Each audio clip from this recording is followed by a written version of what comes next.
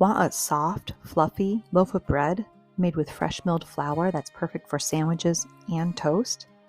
You're in the right place. Start with 2.5 cups or 500 grams of wheat berries. I'm using a 50-50 blend of hard white and hard red wheat berries. Now mill them into flour. Smell that? That's the good stuff. This is way better than store-bought flour. Start by mixing 1.5 cups of warm water, not hot, and add 1.5 teaspoons of yeast and 2 tablespoons of honey. Give it a quick stir and let it hang out for 5 to 10 minutes. This is called proofing, and if your yeast gets all frothy, to me it looks like foam on a latte. Congrats, your yeast is live and ready to party. Wondering why we proof it or what kind of yeast to even use? Head to my blog for the full yeast lowdown.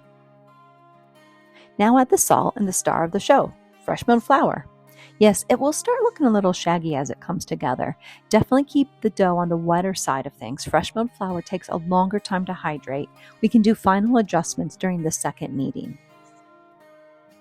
Once it comes together, knead this for 8 minutes. I have an Ankerstrom stand mixer and this machine is a beast. It can easily knead for 8 minutes so that I don't have to get an arm workout. I save that for the gym. But I did ruin 2 KitchenAid mixers. One was even a professional 600. So be careful to actually follow the rules in your manual, unless you want a new mixer and this is how you're going to make that happen. Once everything's mixed and kneaded, you've got a sticky blob of dough and it's time for a nap. Oh, I wasn't meaning for you, I meant for the dough. Cover it and let it rest for 30 minutes so the fresh milled flour can soak up all that moisture and start doing its gluteny magic. After its spa break, give it an 8-minute knead. This second kneading gives your dough the structure it needs to rise tall and proud in the loaf pan. You want it smooth and stretchy, so stretchy that it looks like it's been doing dough yoga for decades. At this point, if it's still too wet and clingy, like your toddler during a Zoom call, just sprinkle in a little more flour as you need, 1 spoonful at a time until it behaves. You've kneaded, you've rested, well, your dough has, and now the squishy little blob is ready to graduate into an actual loaf. Let's shape it. I usually spritz my countertop with oil and get my hands wet to make this look like a loaf, but this day I ended up being team flour sprinkle because my dough felt just a little too wet to me.